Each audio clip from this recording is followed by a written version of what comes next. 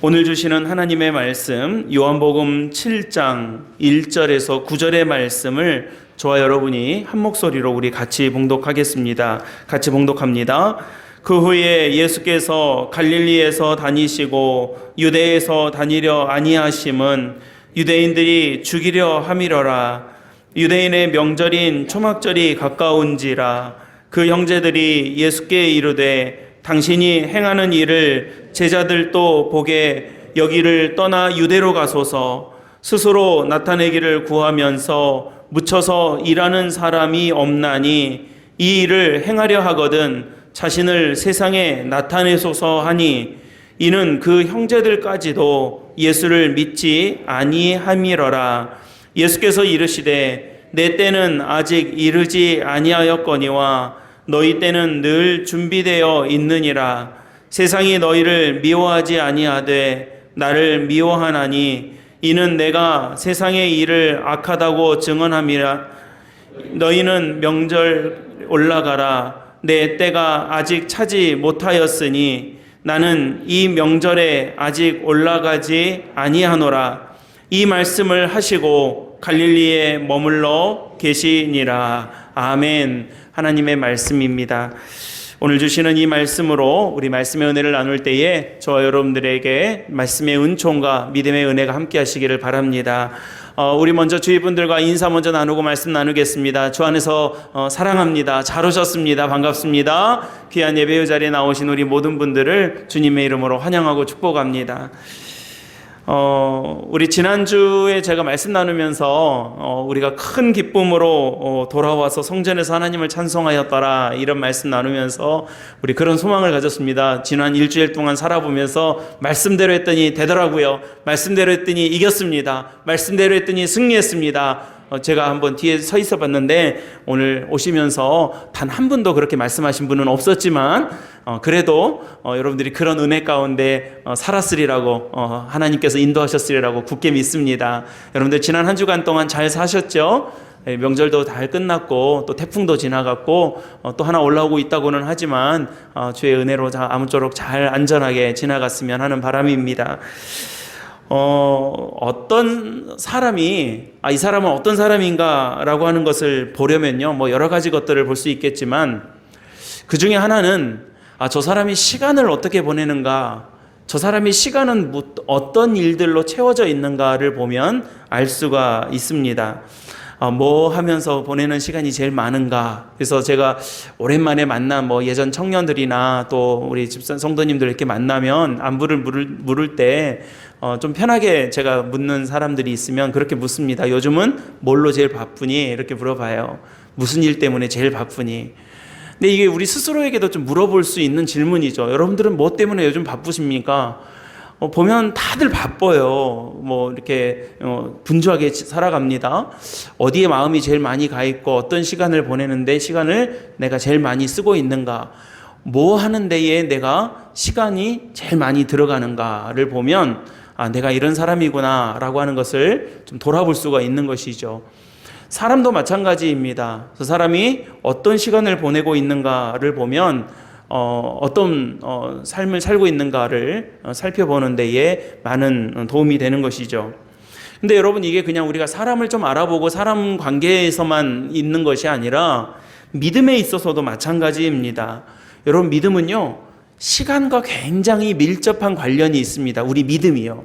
목사님, 시간하고 믿음하고 무슨 상관입니까? 라고 말할 수 있겠지만요, 우리는요 누구도 예외 없이 하루 24시간을 살아가고 1년 365일이 주어져 있습니다. 경우에 따라 다르기도 하지만 대략 한 100여 년 이내의 시간들을, 제한된 시간들이 우리에게 주어져 있습니다. 그러니까 예외가 없습니다. 부자라고 해서 30시간, 하루에 30시간 사는 것도 아니고, 가난하다고 해서 다른 시간이 따로 있는 것도 아닙니다. 누구나 다 동일하게 주어진 시간입니다. 그런 시간 속을 살면서 어떤 시간을 우선으로 두었는가? 첫 번째요. 어떤 시간을 먼저 우선으로 갖고 살아가는가? 두 번째, 시간을 어떻게 채워가고 있는가? 어떤 시간을 보내고 있는가? 세 번째, 어떤 시간을 바라보면서 살고 있는가? 그러니까 이런 것들이 우리의 믿음에 밀접한 연관이 있다라는 것입니다. 어떤 시간을 우선으로 둘 것인가? 여러분들 오늘 이 시간을 예배드리는 시간으로 우선 삼아서 오늘 예배의 자리에 나오셨습니다. 저는 우리 사객교회 성도님들과 모든 예배자들을 주님의 이름으로 축복합니다. 여러분들이 우선으로 둔 거예요. 이 시간에 이 예배 아니고도 다른 거 할 수 있는 시간들은 많아요. 할 일도 많이 있어요. 쉬고 싶은 것도 있어요. 그러나 여러분들이 우선순위를 두신 거예요. 주일날 오전 11시는 예배 드리는 시간 하고 이 시간을 우선으로 삼은 겁니다. 믿음은 순서라고 제가 여러 차례 설교 중에 말씀드렸습니다. 믿음이 어떤 거창한 무엇을 하는 것이 아니라 먼저 뭘 하느냐, 여기에 우리의 믿음이 담긴다고 그랬습니다. 먼저 그의 나라와 의의를 구하라. 그리하면 이 모든 것을 너희에게 더하시리라. 그래서 여러분, 믿음의 사람들은요, 이 모든 것 챙기려고 동분서주하는 사람들이 아닙니다. 먼저 해야 될 것들을 먼저 할 때 나머지 것들을 하나님께서 채워주시는 은혜를, 그 감격을 경험하는 사람들이에요. 여러분, 저는 우리 사객교회 성도들과 모든 믿음의 가족들이요, 먼저 할 거 먼저 해서 모든 것을 더하시는 하나님을 경험하고 고백하는 우리 성도님들이 되시기를 바랍니다. 내가 24시간을 50시간처럼 살아가지고 모든 것 챙겨가지고 다 가졌다라고 말할 수 있는 게 성도들이 아니고, 하나님, 제가 주님의 것을 먼저 챙겼더니, 주님의 시간을 먼저 붙잡았더니 이 모든 것을 더해주시는 하나님을 제가 경험했습니다. 고백하는 것이 바로 믿음의 성도들이더라는 것입니다. 그래서 여러분, 믿음은요, 순서가 중요해요. 어디다가 했느냐, 결국에는 언젠가는 했구나 라고 하는 것이 아니라 제일 먼저. 그래서 여러분, 구약에도 보면 농사를 짓고 소득이 생겼을 때 제일 먼저 하는 게 무엇이었습니까? 제일 먼저 나온 소득을 하나님 앞에 드리는 그 순서를 강조했던 것입니다. 그래서 시간도, 물질도, 우리 마음도 그 순서를 갖고 있는 것이죠. 시간도 마찬가지입니다. 우리가 하루에 있는 시간 중에서 어떤 시간을 우선으로 둘 것인지, 내가 눈을 누워 자고 깨어 일어났으니 주님의 은혜로다 하면서 맨 아침 하루를 시작하면서 무엇으로 하루를 시작하는지, 어떤 일을 하고 여러분들이 준비를 하고 그 일들을 시행할 때에 무엇으로부터 이 일들을 시작할 건지, 그 순서가 중요한 것입니다. 두 번째로, 시간을 어떻게 보낼 것인가가 중요합니다. 우리에게 똑같이 주어진 시간들을 어떤 시간들로 채워가느냐입니다. 내가 하루에 기도도 했고 뭣도 했지만 24시간 중에 23시간 내가 다 내 맘대로 채우고 꼴랑 조금 하나님의 것이라고 채워넣는 것이 아니라 알차게 주님의 시간들로 우리가 채워 나아가는 것이 참 중요한 것이죠. 마지막으로, 어떤 시간을 우리가 소망하고 바라보며 사는가가 중요합니다. 유한한 시간에서 영원한 시간을 바라보는 것이 바로 믿음이죠. 여러분, 우리가 보여지는 것들만 보고 살아가는 것이 아니라, 들리는 것만 듣고 살아가는 것이 아니라, 하나님의 약속의 말씀으로 우리에게 주어진 영원한 하나님의 시간들을 소망하고 믿음으로 바라보면서 살아가는 것입니다. 그래서 여러분, 저는 이제 집례를 많이 하잖아요. 장례를 집례해 보면 확실히 우리 그리스도인들은요, 소망이 있어요. 달라요. 분위기가 다릅니다. 이게 끝이다 하지 않습니다. 그래서 우리 그리스도인들은 영결식이라는 말 안 쓴다고 그랬어요. 영원히 이별하고 영원히 결별하는 것을 영결식이라고 그러는데, 우리가 흔히 발인이라고 하는 순서를 영결식이라고 하죠. 그렇지 않아요. 하나님의 소망을 가지고 천국에서 다시 만날 것을 우리가 소망하면서 천국에서 만나보자, 우리 노래 부르면서 하나님께 감사하고 믿음을 고백할 수 있는, 우리의 인간적 슬픔은 있지만 그 슬픔을 이길 수 있는 소망을 갖고 있는 거예요. 그래서 제가 정말로 우리 성도들을 보면, 장례 때 보면 특히나 더 우리 성도들에게는 소망이 있구나, 우리 믿음에는 이런 은혜가 있구나 라고 하는 것을 다시 한번 확인할 수 있게 되더라는 것입니다. 여러분, 복음서에서 예수님의 모습도 바로 제가 방금 말씀드린 어떤 시간을 우선으로 둘 것인가, 어떤 시간으로 채워나갈 것인가, 어떤 시간을 바라보고 살 것인가 라고 하는 것을 명백하게 보여주는 예수님의 행적을 우리에게 말씀하고 있습니다. 예수님도 새벽 미명에 기도하는 시간을 가지고 하루를 시작하고 우선으로 삼으셨습니다. 십자가 예루살렘에 가서 이 십자가의 큰 사역 주님의 일을 감당하려고 할 때 그냥 인간적인 준비를 하신 것이 아니라 겟세마네 동산에 가서 피가 땀이 피가 되도록 핏빛이 나도록 간절히 기도하는 일을 우선으로 삼으셨던 것입니다. 예수님의 모든 시간들은 살리고 가르치고 복음을 전하는 시간으로 채워져 있었습니다. 회개하라 천국이 가까이 왔느니라 라고 하는 이 첫 메시지를 시작으로 해서 제자들에게 주님의 말씀과 실천을 몸소 보여주시는 마지막 만찬에 이르기까지 모든 시간들은 뭘로 채워져 있었습니까? 하나님의 말씀을 가르치고 주님의 제자를 키우고 또 하나님의 나라를 이루어가는 복음을 전파하는 일에 하루를 채워 놓았더라는 것입니다. 그리고 예루살렘에서 우리의 죄를 대속하고 마치 유월절 어린 양과 같은 역할을 감당하시기 위해서 죽으시고 부활하신 그 생명의 때를 바라보면서 예루살렘을 향해서 한 걸음 한 걸음 다가가고 계시는 중이었습니다. 여러분, 성경에서 예수님의 삶과 말씀, 우리가 요한복음 지금 말씀 7장이지만 3장 16절의 말씀, 우리 잘 아시는 말씀에도 보면 하나님이 세상을 이처럼 사랑하사 독생자를 주셨으니 누구든지 그를 믿는 자는 멸망치 않고 영생을 얻게 하려 하신다는 이 말씀을 기록하고 있는 것도 예수님 2000년 전에 살아셨던 어떤 위인 정기를 써놓는 것이 아니라 하나님께서 우리를 구원하시기 위해서 우리를 구원하시려는 은총의 시간 앞으로 우리를 계속해서 인도하고 이끌어가고 계심을 우리가 볼 수 있는 것입니다.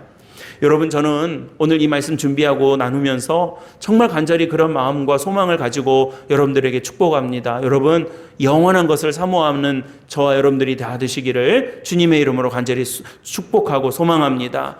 우리의 영원한 시간들을 사모하는 우리 믿음의 가족들이 되시기를 바랍니다. 잠깐 눈에 보이는 것 가지고 그거 가지고 일희일비하면서 이 땅에서 울다가 웃다가 그냥 거기에 내 마음 좌지우지되는 인생이 아니라 영원한 시간, 우리에게 약속하시고 보여주시고 우리에게 증거하신 그 영원한 시간들을 바라보면서 믿음의 길을 걸어나갈 수 있는 그런 우리 성도들이 되시기를 간절히 바라는 것입니다. 여러분, 오늘 이런 과정에서 오늘 요한복음 7장의 말씀은 바로 이러한 시간, 이러한 때를 향해 가는 도중에서 예수님과 예수님의 형제들, 예수님의 동생들과 나눈 대화가 보여주는 하나님의 말씀인 것입니다. 여러분, 오늘 이 말씀을 좀 잘 이해하기 위해서는 요한복음 오늘 7장 1절에서 9절의 말씀은요, 좀 복잡한 어떤 그 배경이 좀 깔려있는 본문입니다. 그래서 이 본문으로 설교를 잘 안 하세요. 이게 설명이 복잡하거든요. 그래서 저도 그래도 한 20년 넘게 설교를 해왔는데 제가 한번 그 자료를 쭉 보니까 제가 이 본문으로 설교한 적이 한 번도 없더라고요. 그래서 제가 오늘 순서대로 쭉 가다 보니까 오늘 이 본문 딱 만나서 야, 잘됐다. 지금까지 설교 안 해본 본문으로 설교하게 돼서 너무 감사하다. 그러면서 봤는데 이 말씀을 좀 이해하기 위해서는요, 그냥 액면 그대로 보면 이상해요. 앞뒤가 안 맞아요. 그래서 이 말씀을 이해하려면 앞에 6장부터 쭉 흐르는 그 맥락 속에서 좀 이해를 해야 되기 때문에 여러분들이 요한복음 6장도 이렇게 펼쳐 놓으시면서 이렇게 제가 말씀하실 때마다 읽고 보시면서 같이 말씀 나누시면 좋을 것 같습니다.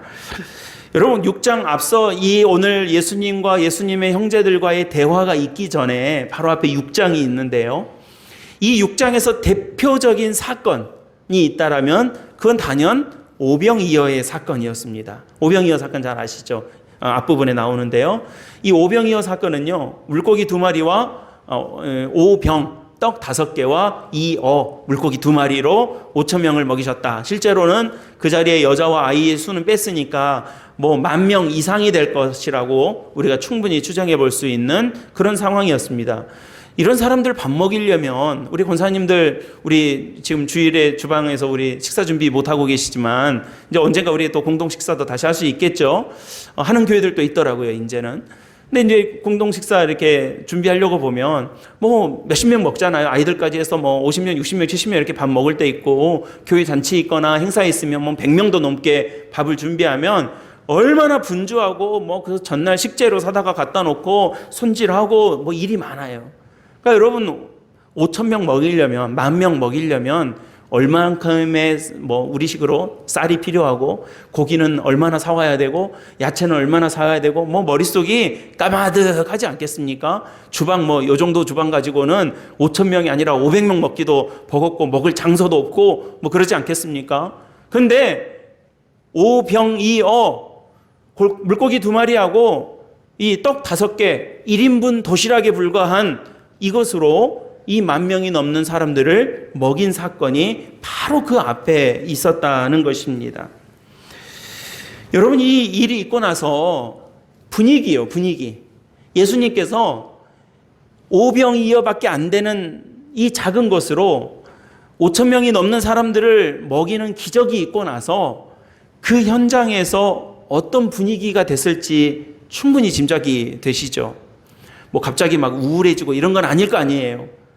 5,000명이 먹고, 그것도 눈으로 보고도 믿어지지 않을 놀라운 기적을 경험하고 났으니 예수님을 바라보는 시각과 그 시선과 지금 이 군중들의 분위기가 어떤 것이 되었으리라고 우리는 충분히 짐작해 볼 수가 있더라는 것입니다. 요즘 정치인들의 언어로 따지자면 지지율이 급상승하는 그런 어떤 모양이 됐을 것입니다. 가까운 제자들이나 형제들은 야, 이대로 가자. 야, 분위기 좋다. 와, 지금 사람들이 예수님 볼 때마다 눈에 하트가 뿅뿅 나오고 있고, 지금 가는 곳마다 예수님 바라보는 시선이 애정어리고 분위기 좋은 거예요. 이대로 그냥 물고기 같은 거, 떡 같은 걸로 기적 몇 번 더 보여주시면 예루살렘이 문제가 아니라 로마도 어떻게 해볼 수 있는 그런 어떤 분위기가 기대할 수 있는 소위 유대인들에게 있어서는 좋은 분위기가 만들어지고 있었던 것이죠. 근데 여러분, 예수님께서 그런데 그 다음에 6장 그 이후에 보면 이상하게 분위기를 좀 깨뜨리고 계시는 거예요. 그러니까 앞서 오병이어의 사건이 있고 나서 지금 분위기가 막 좋고 사람들도 예수님을 더 따르지 않았겠습니까? 예수님을 막 따르고 분위기가 이렇게 텐션이 올라가 있는 상태에서 예수님께서 찬물을 끼얹듯이 분위기를 탁탁 깨십니다. 어떻게 깨냐면 말씀으로 깨뜨리시는데 35절에 보면 예수님께서 어떤 말씀을 하시냐면 내가 곧 생명의 떡이다, 그런 말씀을 하세요. 그러니까 지금은 우리가 성찬식도 하고 예수님께서 그 이후에 있었던 여러 가지 행적이나 또 예수님께서 마지막 만찬을 하시면서 제자들에게 내 몸을 너희가 먹고 이것을 기념하라 하신 말씀을 알고 있으니까 무슨 말씀인지 알겠다, 이렇게 우리가 들을 수 있지만요, 지금 이 상황에서는 예수님께서 왜 갑자기 나는 생명의 떡이다, 무슨 말씀이야, 뭐야, 이렇게 쉽게 받아들여지지 않는 말씀을, 아리송한 말씀을 하신 것입니다. 그러니까 45절에서 이런 예수님의 모습을 보고 뭐라고 했냐면 사람들이 수군거렸다라고 합니다. 그러니까 여러분, 그냥 지금 앞서 오병이어 사건 있고 나서는 예수님이 무슨 말씀을 하셔도 그렇습니다 예수님, 아멘, 우리 예배식으로 하자면 그렇게 하는 분위기에서 예수님 무슨 이상한 말씀을 하시는 것 같아 라고 하면서 여기서 수군, 저기서 수군, 무슨 말씀이야? 왜 저런 말씀 하시는 거야? 라고 하면서 사람들이 수군거렸다라고 말하고 있는 것입니다. 그렇게 멈추는 것이 아니라 그 이후에 또 주시는 60절 이후의 말씀을 보면 예수님 무슨 말씀하시냐면 63절 말씀에 보면 살리는 것은 영이니 육은 무익하니라. 내가 너희에게 이른 말은 영이요 생명이라. 그러나 너희 중에 믿지 않은 자들이 있느니라. 이렇게 말씀하십니다. 그러니까 여러분, 요한복음의 말씀은요 굉장히 신학적인 말씀이고 이 철학적인 말씀이 많아서요, 우리도 지금 요한복음을 보면 이게 무슨 말씀이지? 이렇게 생각될 때가 많이 있습니다. 그러니까 여러분, 이 당시에 이 자리에 있었던 사람들은요 이 말씀을 듣고 이상해 이렇게 한 거예요. 제가 지금 좀 연기를 하고 있어요. 예수님의 말씀을 듣고 아리송한 거예요. 이상해, 좀 이상한 것 같지 않아? 이러면서 처음에는 수군 거리다가 예수님께서 이 말씀을 하시니까 여러분 45절 말씀 한번 보시겠습니까? 66절이요. 66절 같이 한번 읽어보겠습니다. 시작. 그때부터 그의 제자 중에서 많은 사람이 떠나가고 아니하더라. 그러니까 여러분 이게 웬일입니까? 앞에서 지금 오병이어 사건이 있고 나서 분위기 좋았다고 했잖아요. 그런데 그 다음에 마치 뚝뚝 떨어지는 것처럼 예수님께서 나는 생명의 떡이다 그러니까 사람들이 수군거리고요. 살리는 것은 영이니 육은 무익하다. 너희들이 믿지 아니하는 자가 이 중에 있다. 그러니까 이제는 어떤 일이 벌어졌냐면 그 사람들 중에서 많은 사람들이 예수님을 떠나가 버린 거예요. 에이 뭐야 이거 이러면서요. 이상해 그러면서 떠나가 버린 거예요. 그리고 다시는 예수님과 함께 다니지 않았다 그럽니다. 그러니까 여러분 지금 우리가 이 말씀을 놓치고 그냥 이렇게 지나갈 때가 많았었는데요. 이 지금 장면을 우리가 떠올려 보면 요상한 흐름을 지금 갖고 있는 것이죠. 여러분 좀 다른 이야기지만요. 우리가 교회에 오면 기쁨이 있습니다. 저는 교회에서 목회하는 목회자니까 예배를 드리면 너무 좋고 우리 성도들 오시면 너무 기쁘고 반갑고 예배를 드리는 기쁨과 감격이 늘 있죠. 우리 성도들도 그럽니다. 그러나 여러분 교회에서 우리가 교회 사역을 하고 교회 여러 일들을 감당할 때 마냥 재밌고 즐겁고 신나기만 하느냐? 그러지 않습니다. 교회는 육신의 잠깐의 유익과 즐거움을 충족시켜주는 곳이 아니라 영원한 생명과 그 말씀 붙들기 위해서 오는 곳이에요. 그래서 여러분 우리가 교회에 오면 좋습니다. 사랑합니다. 우리 축복합니다. 제가 이 말씀 우리 성도님들 간에 인사할 때 꼭 이렇게 나누고 말씀을 나누기 전에도 옆에 분들과 꼭 먼저 인사하고 나누십시오라고 하는 이유는 중요해서 그래요. 우리가 세상에서 이런 말을 서로 주고받을 일이 없어요. 그러나 주님의 전에 나왔을 때 사랑합니다, 축복합니다 라고 하는 말을 나눌 수 있는 은혜가 예배의 자리에는 있는 거예요. 그러나 여러분 그냥 우리가 교회에 오면 마냥 우리가 좋은 말씀, 좋은 이야기, 좋은 대화, 좋은 은혜만 나누고 그냥 아름답고 기쁜 마음으로 교회를 성전을 떠나가고 우리가 그 은혜 속에서만 촉촉하게 살아갈 수 있느냐? 그러지 않더라는 겁니다. 그래서 심각할 때가 있습니다. 우리 간에 어떤 어려움이 있어서가 아니라 심각한 이야기를 말씀으로 나눠야 될 때가 있는 거예요. 제가 병원을 다녀보니까요. 알겠어요. 더 명확해지는 것 같습니다. 병원에 꼭 갑니다. 예약 시간 맞춰서 꼭 가요. 그러나 재미있어서 가는 것은 아닙니다. 물론 병원을 오고 가면서 얼마나 많은 은혜를 경험했는지 모릅니다. 그렇다고 해서 병원 가는 일이 재밌고 즐거운 일은 아닌 거예요.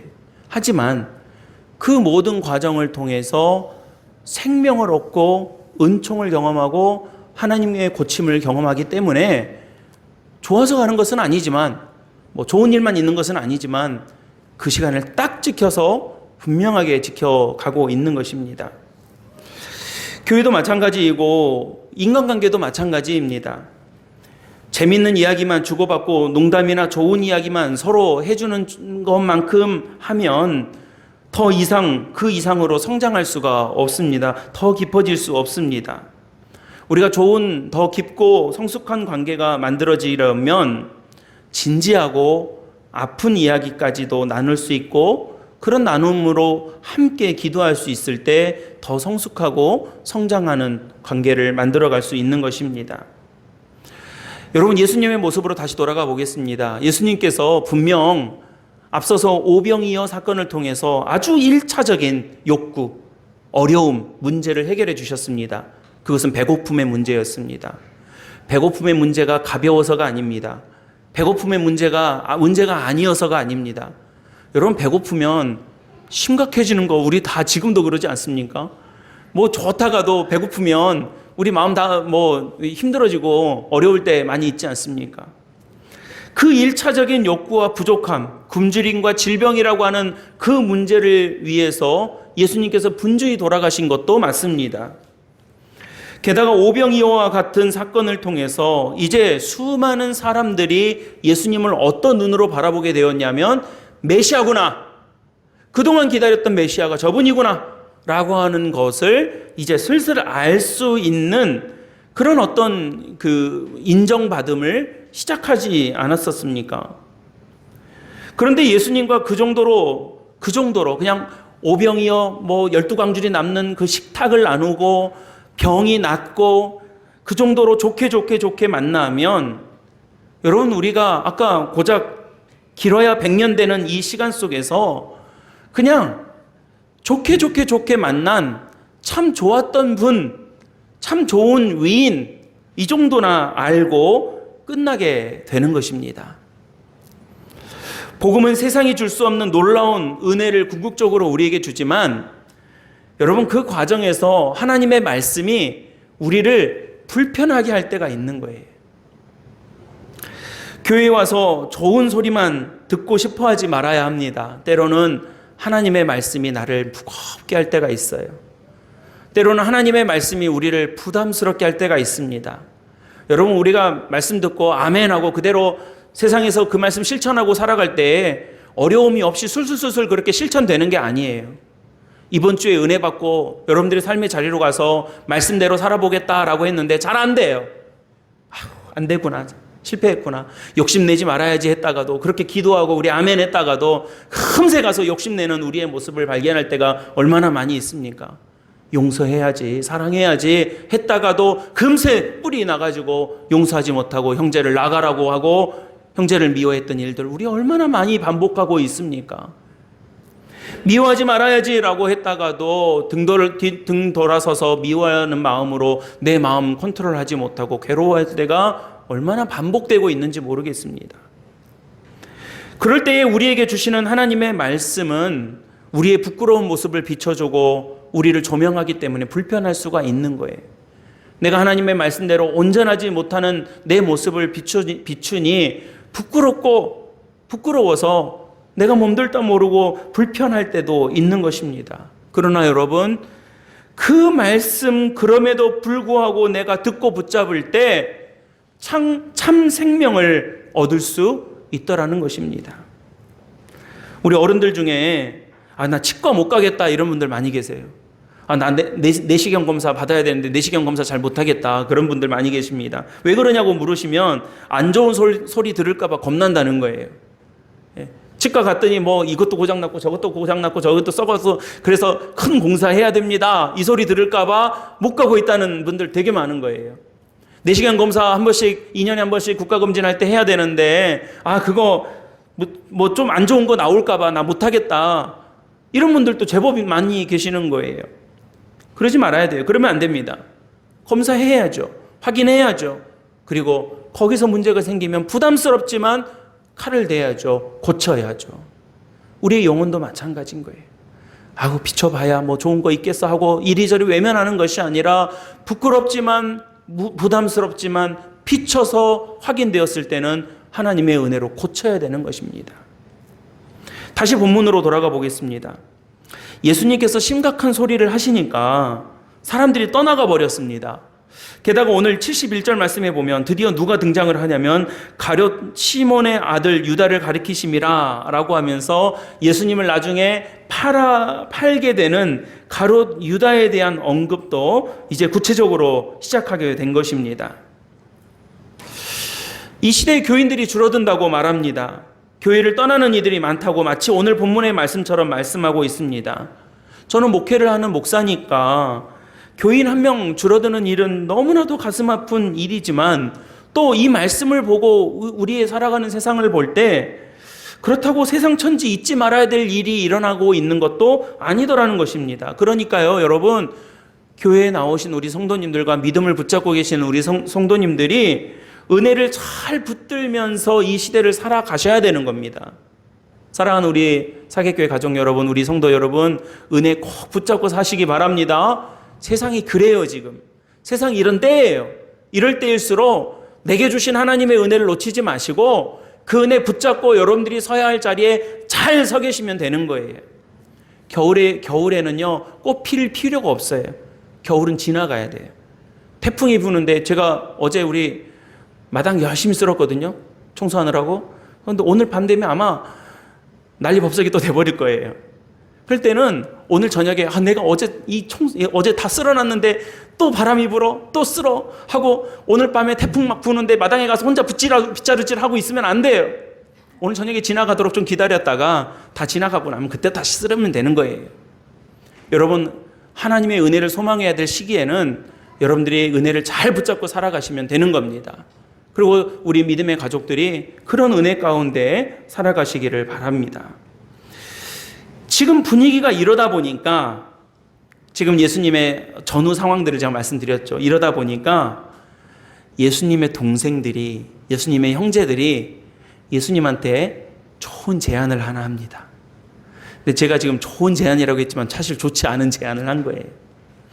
오늘 말씀 1절에서 3절의 말씀을 보면요, 1절에서 4절까지의 말씀을 보면 어떤 말씀을, 지금 어떤 제안을 하고 있냐면, 예수님의 동생들이, 예수님의 이 형제들이 초막절이 다가옵니다. 초막절이 다가옵니다. 초막절은 어떤 절기냐면 6월절, 오순절, 초막절이 이 3대 절기 아닙니까? 이 3대 절기인데 6월절하고 연관되어서 이스라엘 민족들이 출애굽하고 나서 광야 생활 40년 할 때 40년 동안 광야를 살면서 초막, 텐트를 치고 살았던 적을 기억하는 절기입니다. 그래서 이스라엘 사람들은요, 초막절이 되면 이 당시에는 모두 다 예루살렘으로 왔어요. 예루살렘에 와서 예배를 드렸습니다. 하나님 앞에 나를 보였어요. 그리고 모든 사람들이 초막을 짓습니다. 지금도 이스라엘에 가면, 저는 아직 가보지는 못했지만 그 자료를 보니까 지금도 이스라엘 사람들은요, 이 초막절이 되면 심지어 아파트에 사는 사람들도 베란다에다가 이 초막을 짓습니다. 초막을 이렇게 텐트같이 그 풀로 이렇게 그 엮어놓은 초막을 만들어 놓고 거기서 생활을 합니다. 그러니까 우리 조상들이 광야에서 40년을 살면서 하나님의 구름기둥과 불기둥으로, 하나님의 만나와 메추라기로, 하나님의 그 바위 틈에서 솟아나오게 해주신 그 샘물로 살게 되었음을 인정하고 고백하면서 그 믿음의 시간들을 보내고 있는 거예요. 그러니까 여러분, 우리 예를 들어서 우리가 구약대로 합시다 그래가지고 오늘 초막절을 우리가 보냅니다. 2주 동안 3주 동안 초막절을 보냅니다. 그러면 여러분들 다 집에서 나오셔가지고 어디 교회 마당이고 사계리 바닷가며 텐트 하나씩 들고 나가서 거기서 불편하게 살아가셔야 되는 거예요. 물도 없고 뭐 또 불도 없고 어두컴컴한 데서 그렇게 사는 거예요. 그게 초막절이에요. 그러니까 여러분, 초막절이 되면 이스라엘 사람들은 예루살렘에 바글바글하게 모여듭니다. 예수님의 동생들이 지금 어떤 계산을 했냐면요, 지금 바로 앞에서 오병이어 사건이 있고 나서 예수님 말씀하시니까 제자들이 뚝뚝뚝뚝 떨어져 나가버렸잖아요. 사람들이 다 가버렸잖아요. 그리고 다시 동행하지 않았습니다. 그러니까 어떻게 하면 좋겠다라고 생각을 했냐면, 예루살렘으로 갑시다.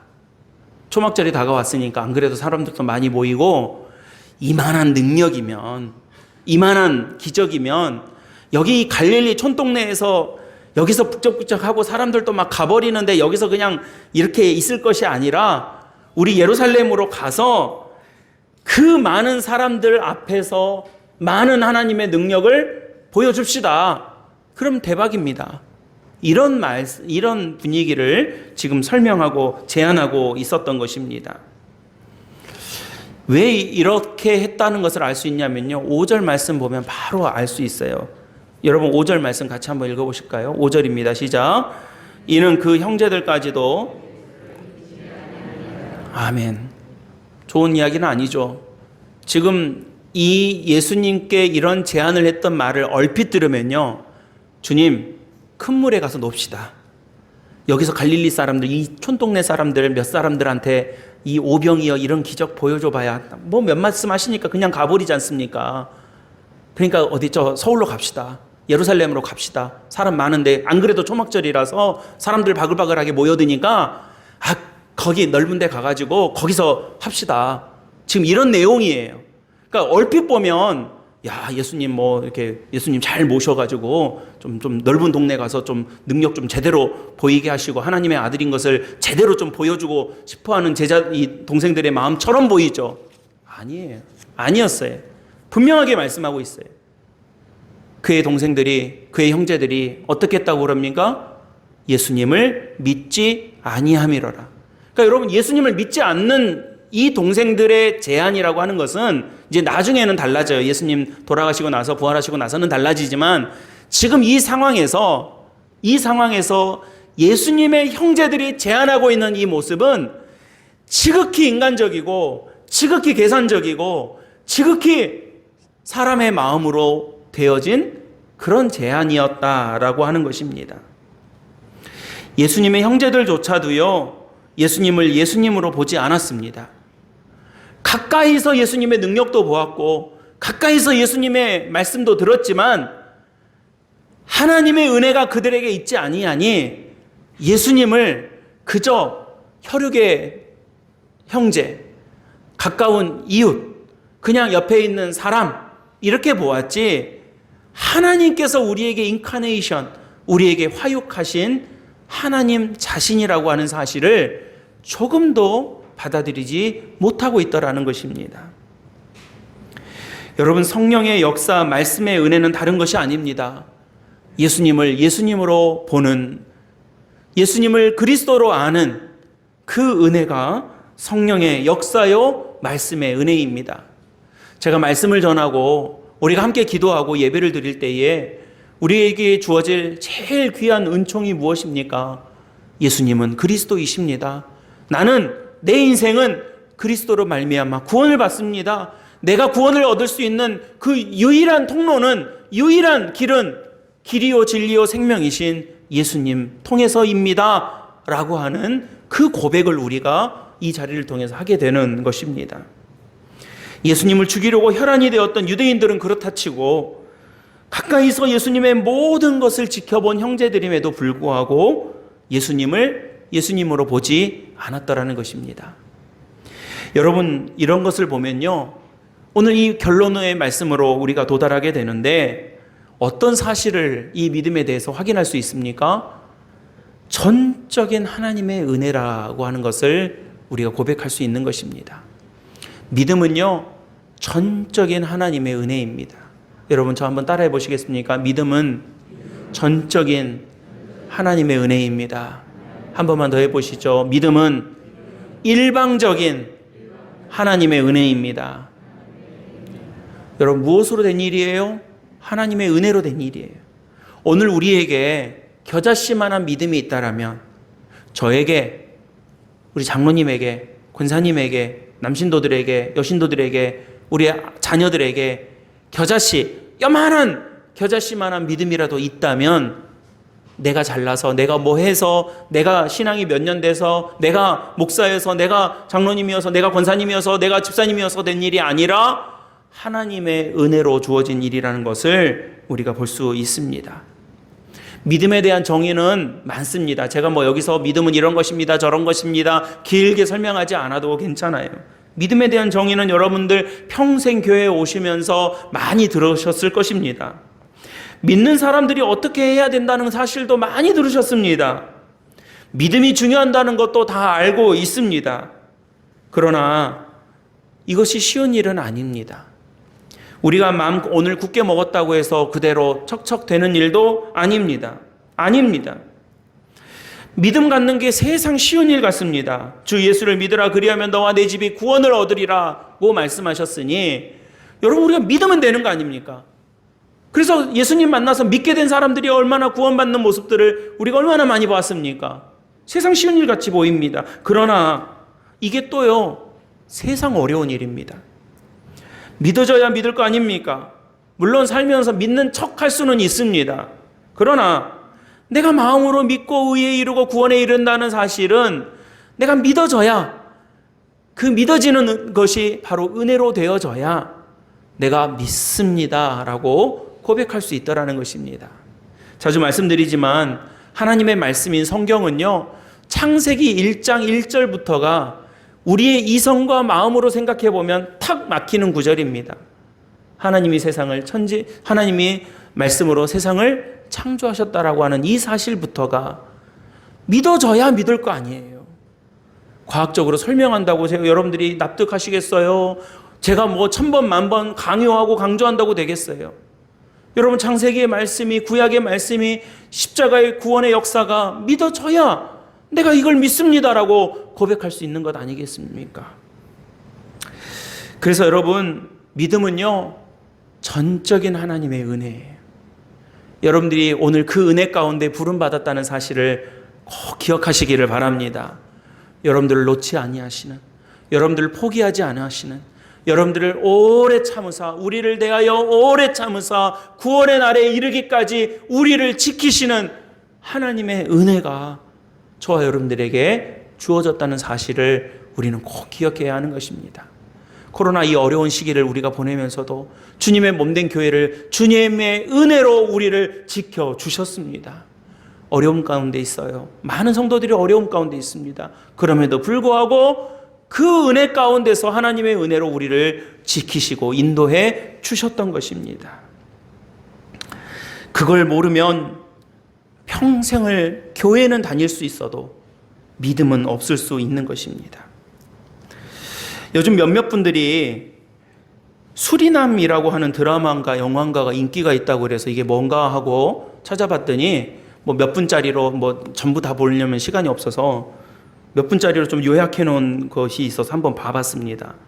그 황정민이라는 배우가 나오는데 이 배우를 제가 참 좋아합니다. 연기를 잘해서요. 근데 이 배우가 목사로 나오는데요. 수리남이라고 하는 나라, 저 남미에 있는 수리남이라고 하는 나라의 그 한인교회 목사로 나옵니다. 근데 이 사람이 사실은 알고 봤더니 사람도 막 죽이는 마약 밀매상인 거예요. 그러니까 교회에서는 목사인데 뒤로 가서는 마약 밀매상이고 사람도 막 죽이고 마약 거래를 하는 그런 범죄자인 겁니다. 오른팔과 같은 부하가 전도사예요. 그리고 행동대장 같은 사람이 집사로 나옵니다. 목사인 저로서는 참 불편하죠. 목사를 왜 저렇게 묘사하나, 교회인들을 왜 저렇게 묘사할까, 감독 누구야? 뭐 이렇게 보고 좀 불편한 면도 있지만 제가 그걸 보면서 이런 생각을 했습니다. 거기에 나오는 여러 대화들, 마약 두목과 목사라고 불리는 마약 두목과 전도사라고 불리는 마약 부하와 그 일을 실행하는 집사라고 불리는 마약 밀매상이 주고받은 대화가 다 신앙적인 거예요. 네가 회개를 안 했구나. 네가 찬송가도 불러요. 네가 뭐 하나님을 거역하는구나. 사탄에게 농락됐구나. 성경의 언어를 쓰고 있어요. 신앙의 언어를 쓰고 있어요. 믿음의 말을 하고 있어요. 그러나 아무 믿음이 없어요. 아무 은혜가 없어요. 아무 역사가 없고 더 심각한 죄악, 더 심각한 악의 모습을 보여주고 있는 것을 제가 이렇게 보면서 생각을 해봤습니다. 그래서 여러분, 믿음은 내가 이런 옷 입는다고 믿음이 아니에요. 내가 몇 마디 했다고 믿음이 아니에요. 내가 굳게 맘먹는다고 믿음이 아니에요. 하나님의 은혜로 된 것입니다. 바울이 얼마나 많은 일들을 감당했는지 모릅니다. 그러나 그가 고린도전서 15장 10절 말씀에 그의 모든 삶을 정리정돈하면서 한마디로 요약한 믿음의 고백이 있습니다. 고린도전서 15장 10절, 내가 나된 것은 하나님의 은혜로 된 것이니 내게 주신 그의 은혜가 헛되지 아니하며 내가 모든 사도보다 더 많이 수고하였으나 내가 한 것이 아니요. 그 다음 여러분들 아시죠? 오직 나와 함께 하신 하나님의 은혜로다 그래요. 바울도 그의 모든 인생을 요약하고 집약했을 때 내가 고린도 교회도 세우고 에베소 교회도 세우고 어디 교회도 세우고 뭣도 했고 라고 말하지만 결국에 그가 농축된 그의 삶을 한 단어로 요약하면 하나님의 은혜였습니다 라고 하는 고백을 하게 되었던 것입니다. 여러분, 이 고백을 우리가 붙잡으면요, 이때부터는 육신의 몇 년 세월, 육신의 365일에 한 해, 육신의 24시간의 시간을 살아가는 것이 아니라 오늘 우리에게 말씀의 제목으로 주어진 믿음의 시간을 그때부터 살게 되는 것입니다. 저는 우리 사랑하는 성도들과 모든 믿음의 가족들이 바로 그런 믿음의 시간을 살아가시기를 주님의 이름으로 간절히 축원합니다. 오늘 예배 드리셨다고 해가지고 오늘 말씀의 은혜를 함께 나눴다고 해서 우리의 24시간이 좀 더 늘어나거나 줄어드는 것은 아니에요. 똑같은 시간을 살게 되실 것입니다. 그러나 오늘 우리가 이 말씀 붙잡고 여러분들의 삶의 자리로 가셨을 때 그저 똑같은 육신의 시간 24시간을 살아가는 것이 아니라 육신의 일주일을 살아가는 것이 아니라 믿음의 시간을 살고 믿음의 시간을 우리가 채워나가고 믿음의 시간을 바라볼 수 있는 그런 귀한 믿음의 종들이 다 되시기를 간절히 축복합니다. 오늘 찬양한 우리 남신도 회원들도 여러분들의 모든 삶의 터전과 자리가 그런 믿음의 시간들로 채워지기를 소망하시고, 또 우리 가정마다 또 우리 자녀들도 그런 은혜 가운데 승리할 수 있도록 하나님 붙들어 주시기를 함께 바라는 그런 복된 믿음의 가족들이 다 되시기를 주님의 이름으로 간절히 축원합니다. 기도하겠습니다. 은혜로우신 아버지 하나님, 감사합니다. 우리에게 믿음의 시간을 허락하시고 그 은혜를 소망하며 하나님 은혜임을 고백할 수 있게 하심을 감사드립니다. 주의 거룩한 백성들을 예배의 자리로 부르셨사오니 부름받은 이 귀한 예배의 자리가 생명과 은총의 자리가 될 수 있도록 아버지께서 역사하여 주시옵소서. 감사드리며 예수님의 이름으로 간절히 기도드립니다. 아멘.